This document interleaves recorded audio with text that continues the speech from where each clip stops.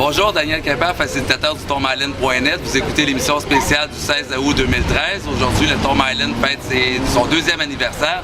À côté de moi, Jean-François Potier, un réalisateur de télévision, un monsieur qui a beaucoup d'expérience en télévision, qui a accepté de nous livrer quelques commentaires, suggestions, impressions sur le cinéma, sur le vidéo à l'ère du numérique. Puis qu'est-ce qu'Internet va devenir dans 10 ou 20 ans, ça fait peur quasiment. Puis il n'y a personne qui peut imaginer. Voilà, on filme à 24 images secondes progressif.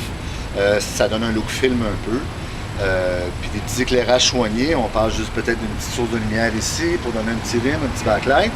Soigner le son, ce qu'on n'a malheureusement pas pu faire aujourd'hui, manque de budget, mais on sait que vous nous entendez. Il n'y a rien de pire que d'entendre un réalisateur ou quelqu'un dans la presse que moi je vais faire un film, un genre de, bon, un peu de mélange des frères Cohen, de Léoné. Fuck man, moi j'ai pas le goût de voir ton imitation en poche, sois donc toi-même. Puis une autre affaire. Quelqu'un qui veut être réalisateur, disons, il y a 20, 21, 22, 23, il sort de l'école. Plutôt que de dire je veux être réalisateur, puis aller sur les plateaux, puis peut-être commencer en bas de l'échelle, ce qui n'est pas mauvais. Fais ton premier film gratos, après tu vas pouvoir aller montrer au monde puis dire je suis réalisateur. Les gens vont l'écouter. Si tu fais un film, tu es réalisateur. Peut-être pas un grand réalisateur, mais les gens vont te prendre tel quel. Je suis un peu pessimiste, j'ai l'impression d'abord que le cinéma est mort, c'est rien qu'une putain d'industrie. La télévision, je ne sais pas comment elle va aller, mais elle s'en va de même, c'est sûr. Dans le spectaculaire, dans le racolage. Je pense qu'elle va toujours être là, à moins qu'il converge avec l'Internet. Peu importe, la télévision, l'Internet, c'est un mode de diffusion, c'est rien. C'est un canal, tu sais.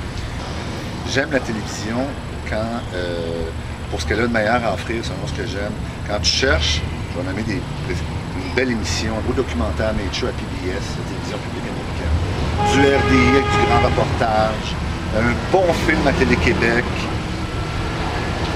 même une bonne émission de cuisine, le fun. Il y a de la télévision intelligente qui se fait. Ou des émissions comme moi j'adore, c'est divertissant qu'on apprend. C'est ludique, c'est Dragon's Den. Ils ont fait ça en français, les dragons. J'ai vu ça. Tu vas là, puis tu pitches ton idée. Je fais une télé communautaire, disons, puis tout. Donc on n'aura pas une crise de scène parce que c'est des businessmen, les communautaires n'aiment pas ça, peu importe. Il y a moyen d'aller chercher puis de magasiner des affaires extraordinaires à la télé. Si nos films amateurs, tout croche, mais avec plein de bon sens, parfois plein de talent, ça fait 10 ans, 15 ans qu'on peut en faire. Bon, depuis 8 ans, depuis que les petites caméras digitales sont sorties, mais on les voit pas en salle. On en voit un sur 3000, tu sais, des fois. Une petite affaire. C'est souvent un documentaire anonyme qui va jouer au cinéma du parc, qui n'aura pas des recettes. Non, malheureusement, non. Pour l'instant, c'est une bonne pratique. 1 sur 1000 va ressortir du lot, mais c'est pas parce que tu as une caméra que tu es cinéaste. Et puis les grands médias ne peuvent pas suivre ce rythme-là parce que vous avez plus d'amis qu'eux. Mais est-ce que la télévision, est-ce que l'offre télévisuelle, il y a un problème avec elle? Est-ce que c'est moi qui tripe des bananes? Est-ce que je pense que je suis pas le seul quand même à trouver qu'à la télévision, c'est pas ce discours qu'on entend souvent. Peut-être que c'est nous les critiques aussi des fois qui ne savons pas quoi dire, on lance une balle comme ça à la télévision en disant vous pourriez faire mieux avec moins même. La télévision, c'est génial. Chez toi, pour t'envoie des images, c'est magnifique. On sait ce qui est arrivé en 2008 avec Wall Street. Ça a pété, puis ils sont encore en liberté. Ça, c'est juste un exemple, un aparté pour montrer comment on est à l'argent. C'est juste ça qui compte. C'est rendu, quand je vois des producteurs ou des diffuseurs, il y a des mots qui sont bannis, genre art ou création. Mais par rapport aux médias traditionnels, en tout cas, c'est délicat de dire ça parce qu'on peut se faire barrer.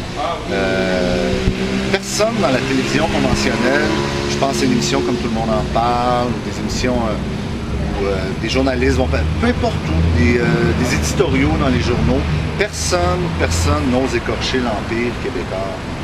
Sinon tu te fais barrer, t'es mort. Si on veut une télé communautaire intelligente, parce que ça doit être intelligent d'après moi, tu t'en vas pas compétitionner avec Québécois sur du contenu cucu, tu t'essaies d'élever ça vers le haut.